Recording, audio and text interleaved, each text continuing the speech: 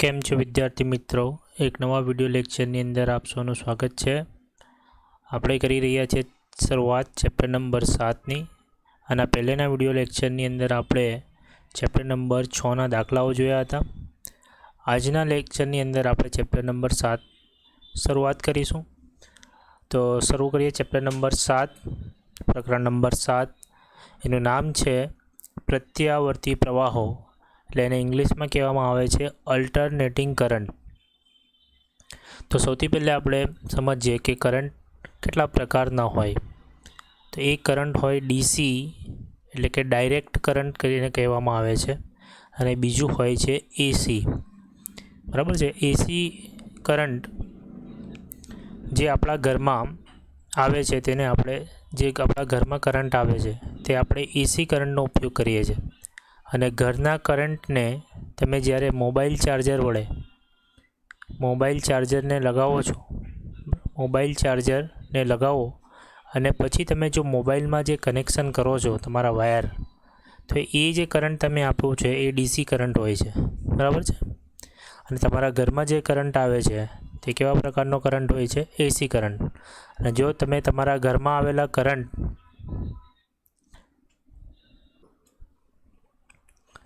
AC current જે આપણા ઘરમાં આવે છે એને આપણે એસી અલ્ટરનેટિવ કરંટ તરીકે ઓળખીએ છીએ।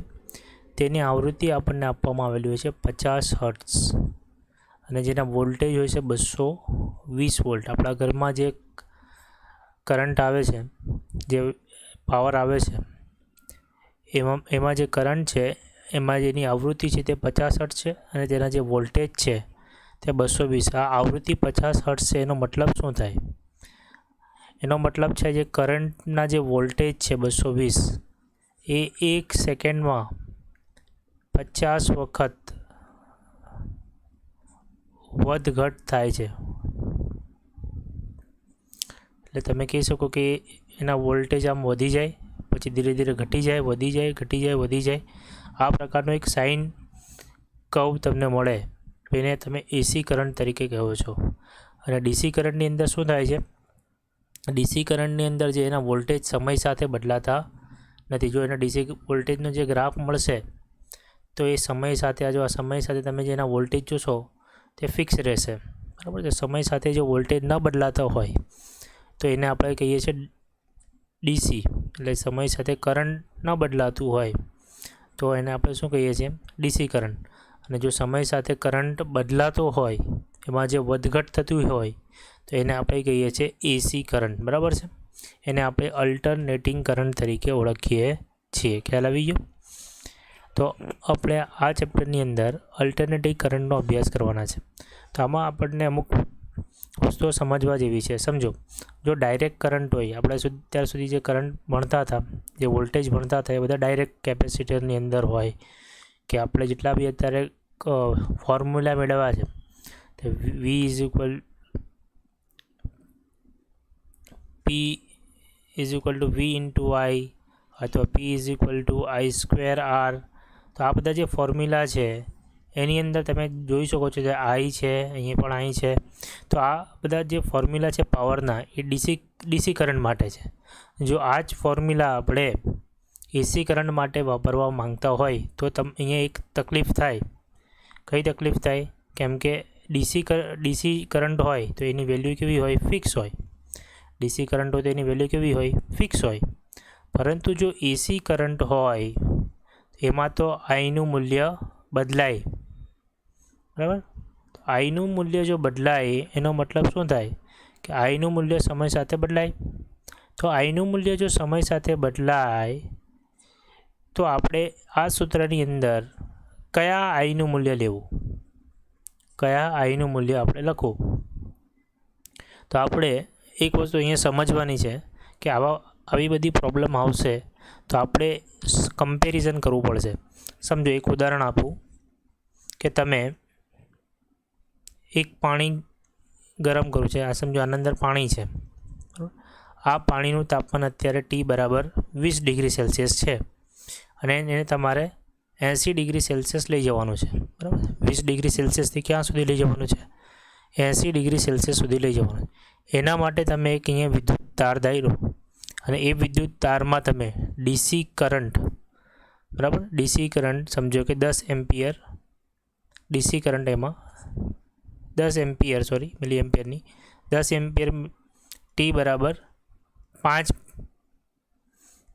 મિનિટ સુધી રાખ્યું, બરાબર, 10 એમ્પિયર કરંટ 5 મિનિટ સુધી રાખ્યું, તો આનું તાપમાન 20થી કેટલું થઈ ગયું, 80 ડિગ્રી થઈ ગયું, બરાબર. હવે તમારે શું કરવું પડશે, એટલું જ પાણી લઈને એની અંદર આપણે જો એસી કરંટ નાખીશું તો કેટલો સમય લેશે, ટી બરાબર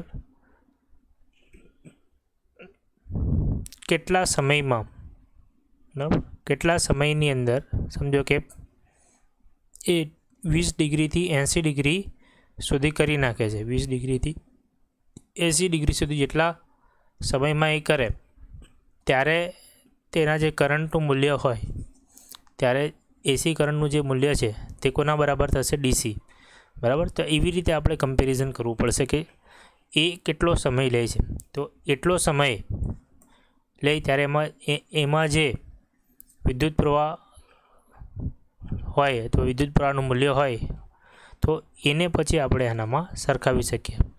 ખ્યાલ આવે છે? સમજો આમાં તો આવી રીતે બદલાતું હોય કરંટ, કે સમજો અહીંયા પહેલાં 0 હોય, 2 થાય, 4 થાય, 6 થાય, 8 થાય, 10 થાય, 12 થાય, પછી પાછું ઘટી જાય 10, 8, 7.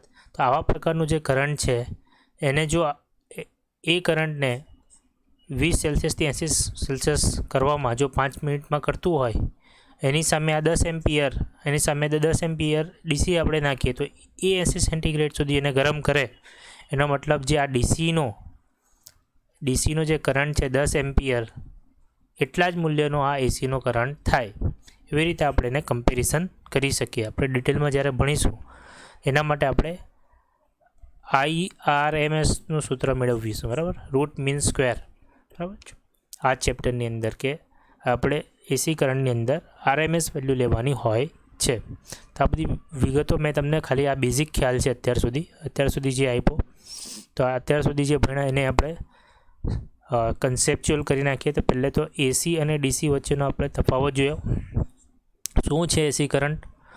એટલે કે સમય સાથે એના વોલ્ટેજ અને કરંટનું મૂલ્ય બદલાય, સમય સાથે વોલ્ટેજ અને કરંટનું મૂલ્ય બદલાતું નથી, બરાબર છે, ફિક્સ રહે છે, બરાબર. તો ડીસીની અંદર આપણે ડાયરેક્ટ P = I²R એ બધા સૂત્ર વાપરી શકીએ છીએ, જ્યારે એસીની અંદર આપણે P = I²R બધા સૂત્ર વાપરી શકતા નથી, કારણ કે આમાં આઈનું મૂલ્ય શું થાય છે, બદલાય છે. તો આપણે એને ડીસી સાથે આપણે એને કમ્પેરિઝન કરવું પડશે, અને જે મૂલ્ય માટે ડીસીમાં આઈ જેટલું કાર્ય કરે એટલું જ કાર્ય એ સમયે જો આ એસીમાં કરે તો આપણે એટલી એવરેજ વેલ્યુ જેટલું કરંટ ડીસીમાં હોય એટલું જ કરંટ આપણે એસીમાં માની લેવાનું છે, બરાબર. એટલે કે આપણે એક વેલ્યુ IRMS નક્કી કરવાની. IRMS શું છે? Root mean square. એ કેવી રીતે મળે છે એ આપણે આગળની થિયરીઓમાં જોઈશું, બરાબર. તો આ બેઝિક ખ્યાલ હતો તમારો ચેપ્ટરનો. હવે આપણે ચેપ્ટરની શરૂઆત કરીએ છીએ. ચાલો તો ચેપ્ટરની શરૂઆત કરીએ.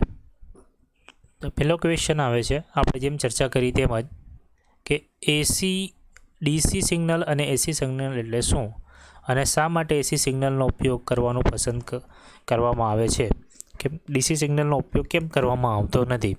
તો તેનો જવાબ તમને આપેલો છે. આપણે સ્ટેપ બાય સ્ટેપ બધા મુદ્દાઓ સમજીએ. ડીસી સિગ્નલ પ્રવાહ અને વોલ્ટેજ સમય સાથે બદલાતો નથી, એટલે કે તે એક દિશ સિગ્નલ પ્રવાહ કે વોલ્ટેજ છે. આપણે ચર્ચા કરી કે એ સમય સાથે એનો બદલાતો નહીં, સીધું હોય, આ સમય હોય અને આ વોલ્ટેજ હોય. તો આ જે ગ્રાફ કોનો આપેલો છે? ડીસી, બરાબર. જો એસી હોય તો શું થાય? આ પ્રકારનો કંઈક ગ્રાફ તમને જોવા મળે, બરાબર, કે સમય સાથે તે શું એનું મૂલ્ય શું થતું હોય, સમય સાથે આ રીતે કંઈક બદલાતું હોય. તો આ પ્રકારનો ગ્રાફ આપણને કોનો મળે? એસીનો મળે. બીજી વસ્તુ છે, એમાં વોલ્ટેજ હોય કે કરંટ હોય, એનું મૂલ્ય સમય સાથે ફિક્સ રહે, એને આપણે શું કહીએ? ડીસી.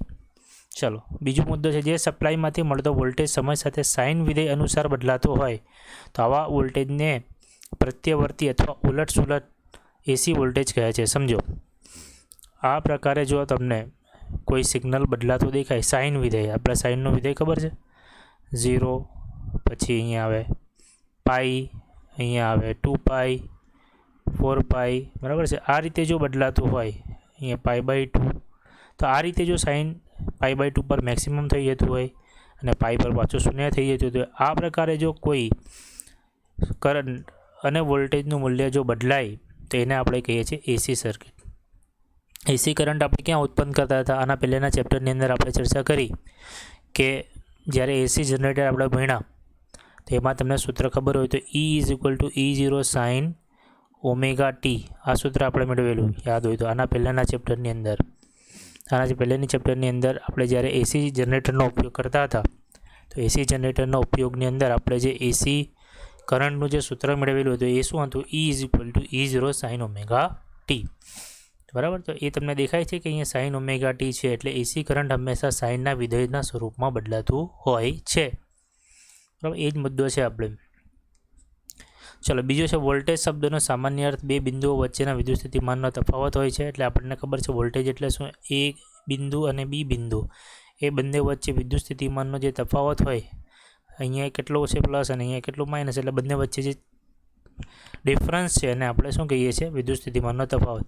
એસી વોલ્ટેજ માટે પરિપથમાં વહેતો વહેતા પ્રવાહને પ્રત્યાવર્તી એસી પ્રવાહ કહે છે. એટલે જો કોઈ પણ સર્કિટ હોય એમાંથી જે વિદ્યુત પ્રવાહ પસાર થાય એને આપણે શું કહીએ છીએ? એસી પ્રવાહ. અને શું કહીએ આપણે? એસી પ્રવાહ એટલે અલ્ટરનેટિવ કરંટ તરીકે એને આપણે ઓળખીએ છીએ. પાવર કંપનીઓ દ્વારા વહેંચાતી વિદ્યુત ઉર્જાનું પ્રસરણ અને વહેંચણી પ્રત્યે સ્વરૂપે હોય છે. એટલે કે જે આપણા ઘરમાં આવે છે, પાવર કંપનીવાળા આપે છે, એ કયા સ્વરૂપમાં હોય? એ એસી સ્વરૂપમાં, પ્રત્યાવર્તી સ્વરૂપમાં હોય છે. તે ડીસી વોલ્ટેજના બદલે એસી વોલ્ટેજનો ઉપયોગ પસંદ કરવાનું મુખ્ય કારણ શું છે? જે કંપનીઓ એસી ઉપયોગ કરે છે, ડીસી ઉપયોગ કરતા નથી, ડીસી વોલ્ટેજ એટલે ડાયરેક્ટ કરંટ ઉપયોગ કરતા નથી, અલ્ટરનેટિંગ કરંટનો ઉપયોગ કરે છે, એનું મુખ્ય કારણ જે છે આ માટે ટ્રાન્સફોર્મર, જો એનું બીજું મોટું કારણ એ છે કે ટ્રાન્સફોર્મરની મદદથી જરૂરિયાત મુજબ વોલ્ટેજ મેળવી શકાય છે અને ડીસી વોલ્ટેજ માટે ટ્રાન્સફોર્મર કાર્ય કરતું નથી. આપણા ઘરમાં જે ટ્રાન્સફોર્મર આવે છે ને તે ઊંચા વોલ્ટેજ ટ્રાન્સફોર્મરનું આપણે કાર્ય ભણીશું આ ચેપ્ટરની અંદર.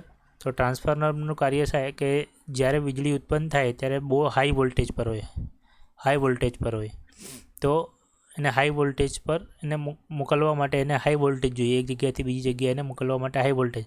પરંતુ આપણા ઘર પાસે જ્યારે તે આવે છે ત્યારે હાઈ વોલ્ટેજ આપણે ડાયરેક્ટ આપણા ઘરે નથી આપી શકતા, તેને આપણે વોલ્ટેજ લો કરવા પડે છે, લો વોલ્ટેજમાં. તો હાઈ વોલ્ટેજનું લો વોલ્ટેજમાં કન્વર્ઝન કરી નાખે છે કોણ? ટ્રાન્સફોર્મર. જો ડીસી હોય તો ડીસીમાં આ વસ્તુ કાર્ય થતી નથી. અને બીજી એક વસ્તુ તમને કહું કે જ્યારે ઉર્જા ઉત્પન્ન થાય તો એને આપણે લો વોલ્ટેજથી હાઈ વોલ્ટેજમાં કરવા પડે, કેમ કે આપણે એને ટ્રાન્સફર કરવી હોય. તો ટ્રાન્સફર કરવા માટે આપણને હાઈ વોલ્ટેજ છે. તો રસ્તામાં જે તાર લટકતા હોય મેદાનોમાં મોટા જ્યાંથી ઉર્જા સ્ટેશનમાંથી પાવર સ્ટેશનમાંથી જે તાર આવતો હોય તે બધા હાઈ વોલ્ટેજના હોય. તો લોથી હાઈ કરે એને કહેવાય સ્ટેપ અપ ટ્રાન્સફોર્મર કહેવાય, બરાબર છે. અને જે આપણા ઘર પાસે ટ્રાન્સફોર્મર લગાવેલું હોય, આપણા ઘર પાસે જે ટ્રાન્સફોર્મર હોય તેને કહેવાય સ્ટેપ ડાઉન. એને શું કહેવાય? Step down transformer. એને કહેવાય સ્ટેપ ડાઉન ટ્રાન્સફોર્મર. એ શું કરે? આપણા ઘર પાસે જે હાઈ વોલ્ટેજ આવેલા હોય એને આપણા ઘરમાં મોકલવા કરતાં પહેલાં એને લો વોલ્ટેજમાં કન્વર્ઝન કરે. તો આ બધી વસ્તુઓ જે છે તે ડીસીની અંદર શક્ય નથી. તેથી વીજળી કંપનીઓ ડીસીના બદલે શું ઉપયોગ કરવા ઈચ્છે છે? એસી. કેમ કે એમાં એનું ટ્રાન્સફોર્મ એક જગ્યાએથી બીજી જગ્યાએ આપણે ફટાફટ કરી શકીએ છીએ, બરાબર છે. બીજી એક વસ્તુ, ટ્રાન્સફોર્મરનો ઉપયોગ કરીને સ્ટેપ અપ અને સ્ટેપ ડાઉન આપણે કરી શકીએ છીએ, જ્યારે ડીસીની અંદર આ પ્રકારે આપણે ટ્રાન્સફોર્મ કરી શકતા નથી. આ ઉપરાંત વિદ્યુત ઉર્જાનું કર્કશયુક્ત લાંબા અંતર સુધી પ્રસારણ કરી શકાય છે. આવી ગયો મુદ્દો? ખ્યાલ આવી ગયો તમને? તો આપણે આ સવાલની અંદર ચર્ચા કરી કે ડીસી એટલે શું? ડીસી એટલે ડાયરેક્ટ કરંટ કે જેમાં વોલ્ટેજ અને પ્રવાહ સમય સાથે બદલાતું નથી. જ્યારે એસી એટલે જેમાં વોલ્ટેજ અને કરંટ સાઇન વિધેય સ્વરૂપે બદલાય છે. બીજી એક વસ્તુ આપણે ચર્ચા કરી કે એસીની અંદર જે છે તે ટ્રાન્સફોર્મરનો ઉપયોગ આપણે કરી શકીએ છીએ. તેથી એક જગ્યાએથી બીજી જગ્યાએ આપણે વિદ્યુત પ્રવાહને સરળતાથી એને મોકલી શકીએ છીએ હાઈ વોલ્ટેજ અને લો વોલ્ટેજ કરીને. જ્યારે મોકલવું હોય તો ત્યારે એને હાઈ વોલ્ટેજ કરી દેવાનું, જ્યારે આપણા ઘર પાસે મળી જાય ત્યારે એને લો વોલ્ટેજ કરી દેવાનું અને પછી આપણે યુઝ કરી લેવાનું. આ બધી ફેસિલિટીઝ ડીસીની અંદર અવેલેબલ નથી. તેથી આપણે ડીસીની જગ્યાએ એસી પ્રવાહનો ઉપયોગ કરીએ છીએ. બરાબર છે. હવે આપણે નેક્સ્ટ ક્વેશ્ચન પર જઈએ. ચલો તો આપણે નેક્સ્ટ ક્વેશ્ચન કરીએ. નેક્સ્ટ ક્વેશ્ચન છે આપણો, અવરોધને લાગુ પાડેલ એસી વોલ્ટેજની સમજૂતી આપો અને જરૂરી આલેખની મદદથી તેને સમજાવો. શું કહે છે આપણને કે એક એસી સોર્સ લેવાનો છે તમારે. એસી સોર્સને હંમેશા આ રીતે સાઇન વેવ સ્વરૂપે એને આપણે દર્શાવવાનું હોય. તો એસી સોર્સની સાથે આપણે એક અવરોધ જોડવાનો છે. બરાબર છે. એક આપણે અવરોધ જોડેલો છે. બરાબર. તો અવરોધને લાગુ પાડેલ એસી વોલ્ટેજની સમજૂતી આપો. તો આની આપણે સમજૂતી આપવાની છે અને તેના માટે જરૂરી આલેખ દોરીને આપણે સમજાવવાનો છે કે જ્યારે એસી વોલ્ટેજ સાથે અવરોધ જોડવામાં આવે તો શું થાય. બરાબર છે. એ વસ્તુ આપણે સમજાવવાની છે. તો આપણે અહીંયાથી શરૂઆત કરીએ. આકૃતિમાં દર્શાવ્યા પ્રમાણે અવરોધને એસી વોલ્ટેજ સાથે જોડવામાં આવેલ છે. અહીંયા દેખાય છે તમને, આ એસી વોલ્ટેજ છે, એની સાથે એક અવરોધ જોડવામાં આવેલો છે. એ જ વસ્તુ ઉપર લખેલી છે. એસી સ્ત્રોતને એવો ધ્યાનમાં લેવાનો છે કે આપણે જેના બે છેડાઓ વચ્ચે સાઇન વિધેયની અનુસાર બદલાતો હોય અને તેવો વિદ્યુત સ્થિતિમાનનો તફાવત ઉત્પન્ન કરે તેને એસી વોલ્ટેજ પણ કહે છે. એટલે કે આપણે આ એ સોર્સને આપણે એવો માનવાનો છે કે એ શું હોય, સાઇનનો વિધેય હોય. બરાબર. આપણે જે ઉત્પન્ન કરેલું સાઇન ઓમેગા ટી યાદ હોય તો જનરેટરમાં જે આપણે એસી વોલ્ટેજ ઉત્પન્ન કરતા હતા એનું જે મૂલ્ય E0 સાઇન ઓમેગા ટી હતું, એવો આપણે એક એસી સોર્સ આપણે માનવાનો છે. તો તમે ઈની જગ્યાએ વી બી લખી શકો અહીંયા વોલ્ટેજની જ્યારે વાત કરતા હોય ત્યારે.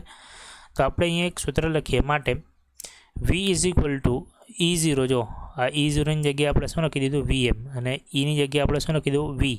V is equal two VM sine omega T. આ સૂત્ર ક્યાંથી આવ્યું, આપણે એસી જનરેટરની અંદર જ્યારે સૂત્ર સાબિત કરેલું એના પરથી જ આપણે આ લખેલું છે.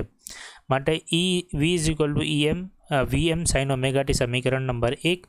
ત્યાં આપણે નામ લખવું પડે. VM શું છે કે દોલનો પામતા વિદ્યુત સ્થિતિમાનનો કંપ વિસ્તાર મહત્તમ. એટલે જે એસી કરંટ તમે વિચારો છો એમાં જે વોલ્ટેજ તમે વિચારો છો એમાં જે આ મહત્તમ વોલ્ટેજ છે એ શું છે, તમારો VM.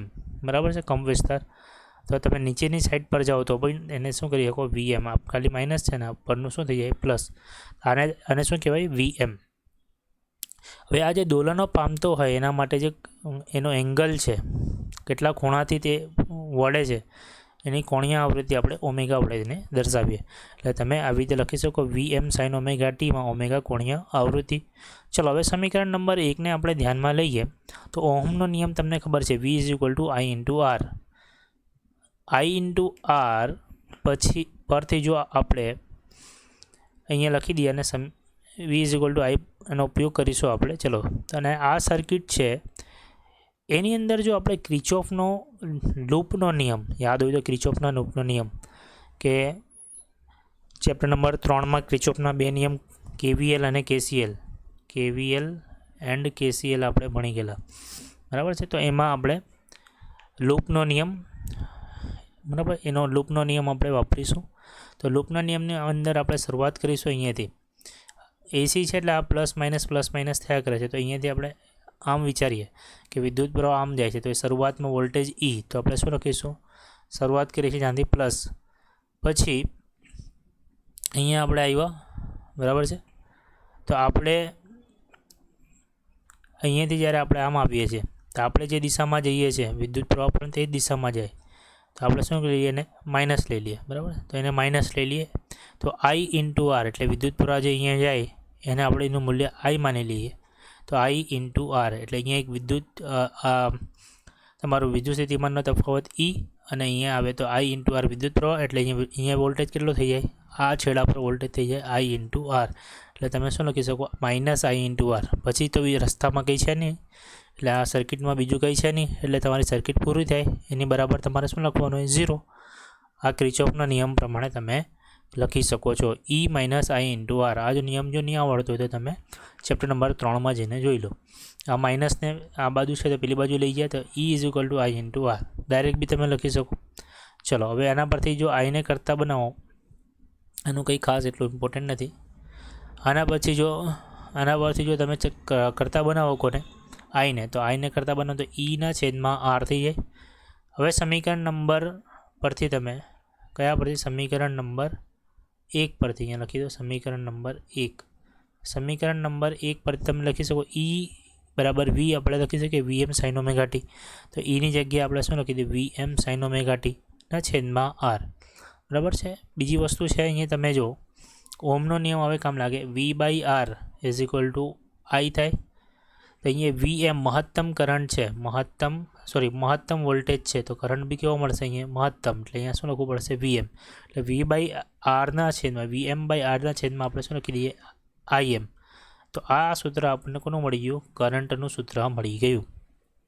જ્યારે અવરોધ અને એસી સોર્સ લગાવવામાં આવેલો હોય ત્યારે કરંટનું મૂલ્ય આઈએમ સાઇન ઓમેગા ટી થાય. બરાબર છે. અને ત્યારે વોલ્ટેજનું મૂલ્ય શું થાય? VM sine omega T. એટલે બંને તમને દેખાય છે તે કોના વિધેય છે? સાઇનના વિધેય છે. બરાબર છે. તમે આ પ્રકારનો એક ગ્રાફ દોરી શકો છો. 0થી શરૂઆત કરીને અને આ બી 0થી શરૂઆત થાય છે. બંને ગ્રાફ એક સાથે જાય છે. બરાબર છે. બંને ગ્રાફમાં કળાનો તફાવત એટલે શું? કે ફેસ ડિફરન્સ એટલે શું? કે એક સિગ્નલ આમ જાય છે. બરાબર છે. સમજો આ એક સિગ્નલ છે, બીજો સિગ્નલ અહીંયાથી આવે છે, અહીંયાથી શરૂઆત કરે છે, આમ જાય છે. તો આ બે વચ્ચે ફેસ ડિફરન્સ છે, સમજો ઓછો છે. પણ સમજો એક સિગ્નલ આમ છે, સમજો આ એક સિગ્નલ છે, એના ઉપર જો બીજો સિગ્નલ મેં આમને આમ જ બનાવી દઉં, આમને આમ જ, તો અહીંયા ફેસ ડિફરન્સ એટલે કળાનો તફાવત શૂન્ય થઈ જાય. ચલો હવે બીજું વિચારો કે એક સિગ્નલ આમ છે, એક સિગ્નલ કંઈક તમને આમ આપેલો છે, બરાબર છે, અને બીજો સિગ્નલ તમને આમ આપેલો છે. તો આ જ્યારે શૂન્ય પર છે ત્યારે આ મેક્સિમમ પર છે, બરાબર છે. હવે જ્યારે આ મેક્સિમમ પર છે તો આ કંઈક અલગ મૂલ્ય છે. આ બેની વચ્ચે કોઈને કોઈ કળાનો તફાવત છે. અહીંયાથી જો તમે વિચારો તો અહીંયા 0 હોય તો અહીંયા તમારો પાઈ, તો આના કરતાં કેટલો પાછળ છે? પાઈ જેટલો પાછળ છે. ખ્યાલ આવે છે? તો આ બે સિગ્નલ વચ્ચે શું છે? કળાનો તફાવત છે. તો આને કહેવાય કળાનો તફાવત. કે કોઈ સિગ્નલ બીજા સિગ્નલ કરતાં કેટલો આગળ પાછળ છે તે વસ્તુ આપણને કળાના તફાવત પરથી આપણને મેળવી શકીએ છીએ. ખ્યાલ આવ્યો? પરંતુ અહીંયા તમે જોઈ શકો છો કે જે વોલ્ટેજ છે અને કરંટ છે બંને સાઇનના વિધેય છે, એટલે એ બંને સિગ્નલ એક સાથે જાય છે, બંને વચ્ચે કળાનો તફાવત નથી. બીજી વસ્તુ જુઓ કે વીએમનું મૂલ્ય હંમેશા એ મોટો સિગ્નલ બનાવેલો છે અને આઈએમ તમને નાનો સિગ્નલ બનાવેલો છે. કેમ કે આપણને ખબર છે કે આઈએમ ઇઝ ઇક્વલ ટુ વીએમના છેદમાં આર, બરાબર છે. એટલે આ વોલ્ટેજના અમુક ભાગ તમે અવરોધ વડે ભાગો તો તમને કરંટ મળે આઈએમ, બરાબર છે. એટલે હંમેશા વોલ્ટેજ કરતાં કરંટનો જે ગ્રાફ છે તમારો એ હંમેશા નાનો બતાવવાનો, બરાબર છે. અને અહીંયા વોલ્ટેજનો જે ગ્રાફ છે બંને એ મોટો બતાવવાનો. અહીંયા તમે લખીને બી આપેલું છે કે વી અને આઈ બંને સમાન કળામાં હોય છે. કળાનો અર્થ સમજ પડી ગયો, બંને એક સાથે જાય છે, બરાબર. એક સાથે બંનેની જે ચેન્જ થવાની જે મોમેન્ટ છે બંને એક સાથે ચેન્જ થાય છે. એક પ્લસ તો બીજો બી પ્લસ, એક માઇનસ તો બીજો બી માઇનસ, એક 0 તો બીજો બી 0, બરાબર. તો બંને એક સાથે જાય છે. તો આટલી ચર્ચા આપણે, જો તમારે આ ક્વેશ્ચન પૂછવામાં આવે કે અવરોધને લાગુ પાડેલા એસી વોલ્ટેજની સમજૂતી આપો અને જરૂરી આલેખની મદદથી સમજાવો, તો આટલી વસ્તુની તમારે ચર્ચા કરવાની છે, બરાબર. હવે આપણે નેક્સ્ટ ક્વેશ્ચન પર જઈએ, બરાબર. તો નેક્સ્ટ ક્વેશ્ચન પર આવીએ. ચલો તો ક્વેશ્ચન નંબર 3ની શરૂઆત કરીએ આપણે. ચલો, અવરોધ આરમાંથી એસી પ્રવાહ પસાર થતો હોય ત્યારે ઉદ્ભવતી વિદ્યુત ઉર્જા સમજાવો. ત્યારે આપણે એટલે સર્કિટ તો એ જ રહેશે જે આપણે આગળ દોરેલી તે, કે અવરોધ આપણે શું લેવાનો છે? એસી, અને અહીંયા અવરોધ લેવાનો છે, બરાબર. આ ઈ થઈ જાય, આ તમારા માટે આર. તો આમાંથી જ્યારે આ વિદ્યુત પ્રવાહ પસાર થાય ત્યારે ઉદ્ભવતી ઉર્જાનું સૂત્ર આપણે સમજાવવાનું છે, બરાબર છે. ઉર્જાનું સૂત્ર મેળવી લઈએ, બરાબર છે. અને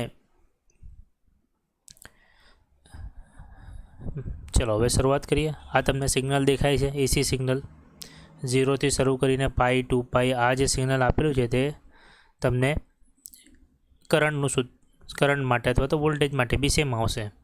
તો આમાં જે મહત્તમ વેલ્યુ હશે એ અહીંયા આપણે એને IM વડે દર્શાવીશું.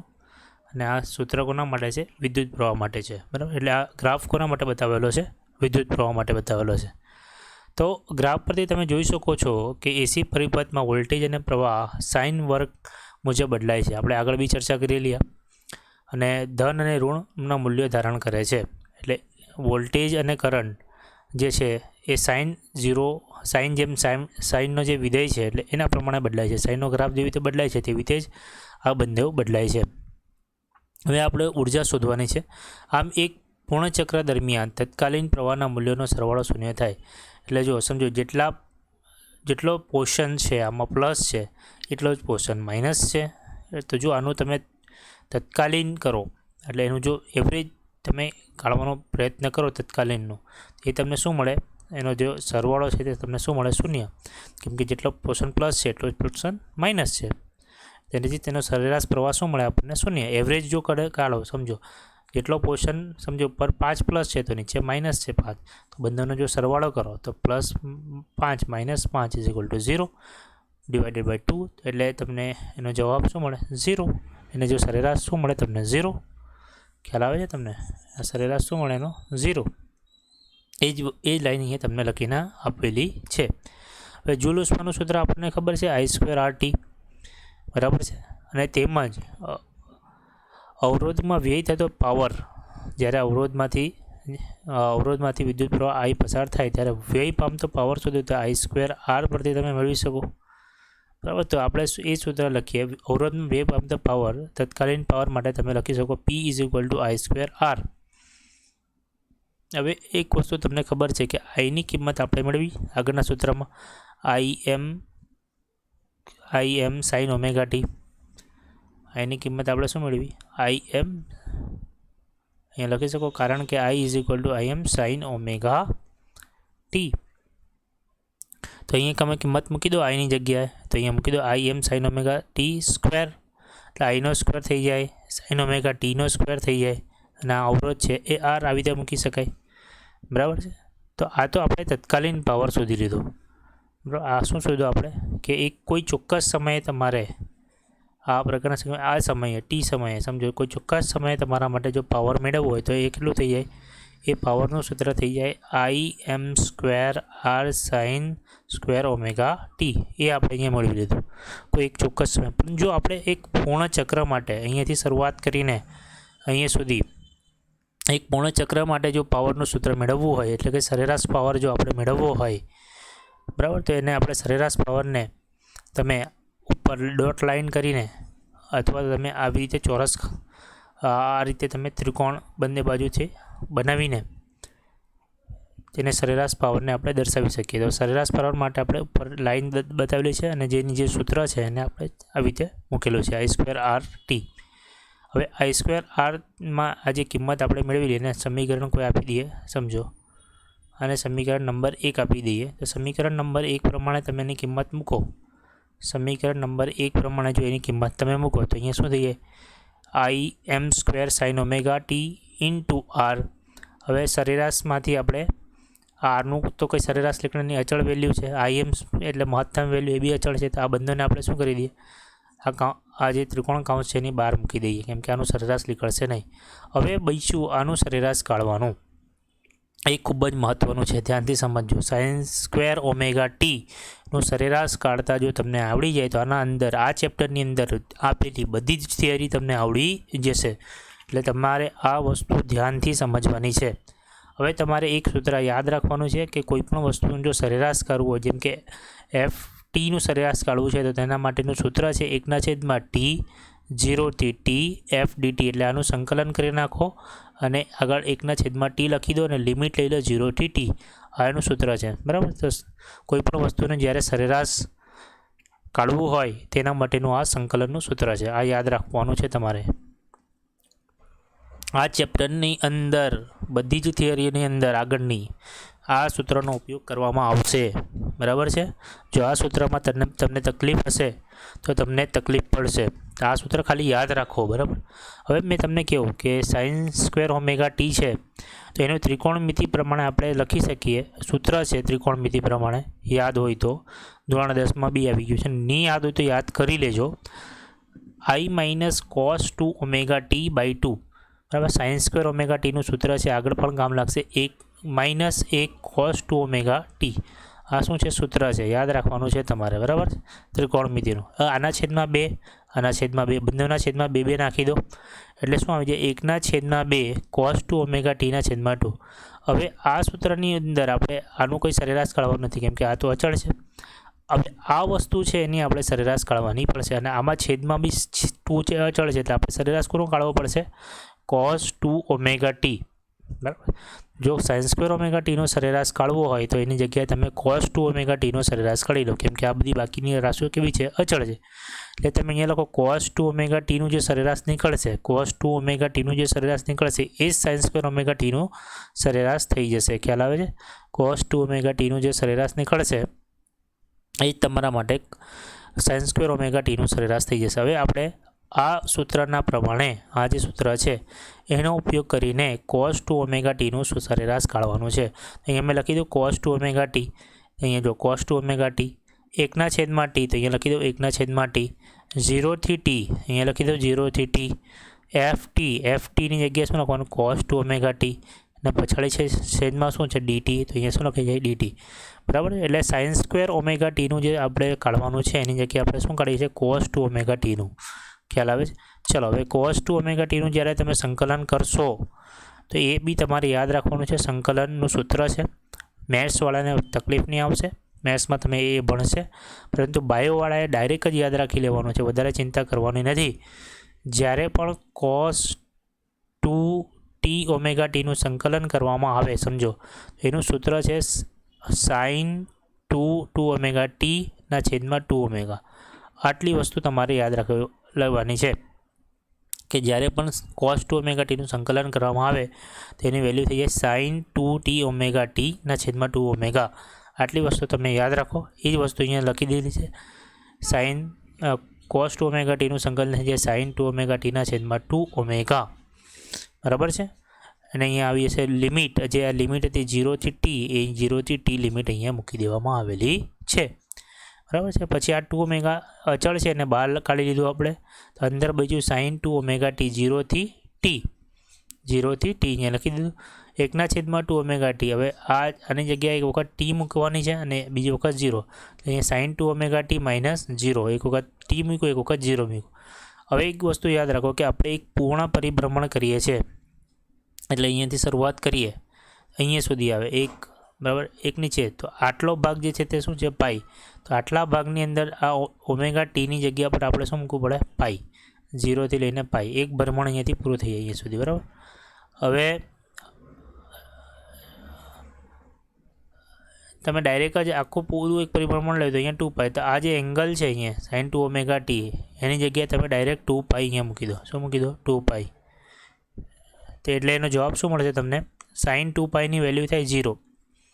એટલે આ આખું પદ જે છે, આખું પદ એ શું બની જશે? 0. એટલે આના ડાબી બાજુ તો શું હતું? cos 2 ઓમેગા ટી બરાબર 0. તો આપણે મેળવી લીધું આખું cos 2 ઓમેગા ટી. એટલે આ જે cos 2 ઓમેગા ટીનું જે સરેરાશ વેલ્યુ છે તે શું મળી ગઈ? 0. એનો મતલબ થાય આની આ બાજુ છે sin સ્ક્વેર ઓમેગા ટી. આટલો ભાગ 0 થઈ ગયો, તો બચ્યો શું? 1/2. એટલે sin સ્ક્વેર ઓમેગા ટીની જે વેલ્યુ હશે તે કેટલી થઈ જાય? 1/2 એ લખેલું છે. તેથી sin સ્ક્વેર ઓમેગા ટીની વેલ્યુ શું થઈ જાય? 1/2. અહીંયા તમે લખી શકો કે કારણ કે sin ઓમેગા સ્ક્વેર ટીની જે વેલ્યુ છે તે કેટલી થઈ જાય? સરેરાશ વેલ્યુ કેટલી? 1/2. બાયોવાળાને એક નોંધ આપું છું કે જો આ થિયરીની અંદર તમે આ બધી વસ્તુ યાદ રાખવા ન માંગતો હોય તો ડાયરેક્ટ જ તમે યાદ રાખી લો કે એવરેજ sin સ્ક્વેર ઓમેગા ટીની જે વેલ્યુ છે 1/2. એટલે આ સૂત્રની અંદર તમારે કિંમત મૂકી દેવાની 1/2. એટલે સરેરાશ પાવર મળી જાય 1/2 Im સ્ક્વેર ઇન્ટુ r. બરાબર છે. અહીંયા તમારી આ થિયરી પૂરી થાય છે. આમ આપણે જે 3 થિયરીઓને પૂરી કરી. આ ચેપ્ટરની અંદર વચ્ચેની અમુક થિયરીઓ કાઢેલી છે, એટલે 15 થિયરી હશે. તો આપણે 6 થી 7 દિવસની અંદર ચેપ્ટર પૂરું કરવાનું ટ્રાય કરીશું. ઝડપ રાખજો. Thank you very much. મળીએ નેક્સ્ટ વિડીયો લેક્ચરની અંદર. ધન્યવાદ.